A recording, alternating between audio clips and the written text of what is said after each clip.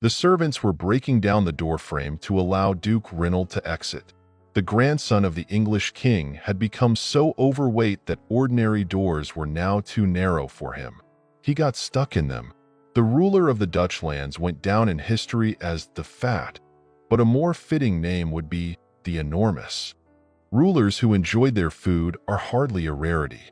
In his later years, King Henry VIII of England was quite portly.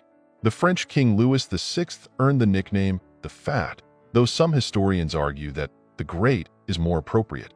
William the Conqueror, the founder of a new dynasty on the British Isles, was also a notably hefty man and even went on a diet. But Reynold of Gelderland distinguished himself more than any of them. Reynold was born in the 14th century, the son of a Dutch duke and Princess Eleanor of Woodstock. His parents' marriage was far from harmonious. The gentle and calm daughter of King Edward II was temperamentally mismatched with Duke Reynold. There was little reason to seek a divorce. After all, the couple had sons, and the Duchess behaved exemplary, with no grounds for complaint about their close kinship. Yet, the Duke dreamed of a young and fiery beauty.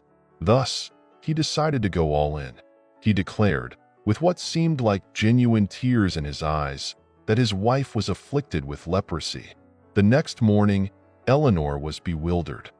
The servants were fleeing from her in the castle. Anyone she approached ran away in panic. Upon discovering the reason, the Duchess furrowed her brow. The idea didn't come to her immediately, but once it did, it worked like a charm. Throughout Nijmegen, where the Dukes of Gelderland resided, announcements were posted. At a designated hour, after the morning prayer, the townsfolk were to gather in the square in front of the ruler's palace. A genuine crowd formed, just as Eleanor had hoped. She stepped onto the balcony accompanied by a monk and a doctor in light, flowing robes. Following this, the doctor, and then the clergyman, announced to the subjects that they had thoroughly examined Lady Gelderland and were confident in her complete health. Shortly after this event, whether by coincidence or not, who can say for sure, the Duke fell from his horse. After holding a funeral for her husband, Eleanor of Woodstock took charge of the duchy. Engrossed in politics, the young woman overlooked the fact that her two sons, Reynold and Edward, harbored a fierce animosity toward each other. Eleanor favored her younger son, Edward. He was her favorite, and she named him not after her indifferent husband, but in memory of her father, the king. With his mother's support, the younger son of the Duke seized power in Gelderland.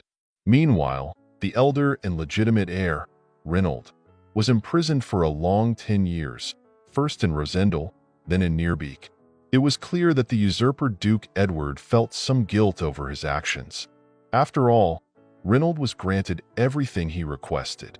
He was allowed to entertain women, receive new fine clothes, and most importantly, he was treated to an abundance of delicious food.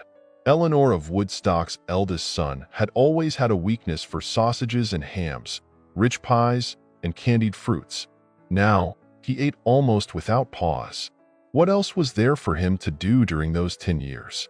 By the time Edward met his demise in the Battle of Besweiler and power in Gelderland finally passed to Reynold, he simply couldn't leave his quarters.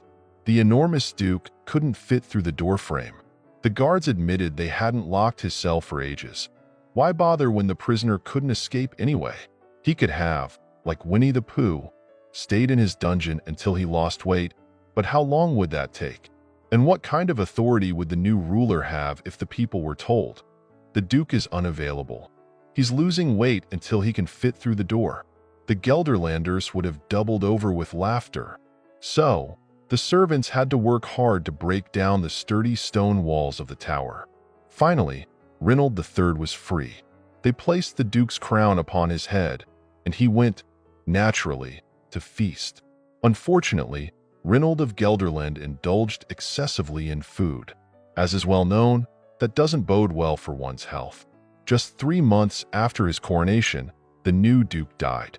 With no legitimate heirs, his power was contested between his sisters, Maria and Matilda. These two ladies could not come to an agreement, leading to a war in Gelderland that lasted for 9 long years. But that is a completely different story. If you enjoyed this, please subscribe, give it a like, and thank you for your comments.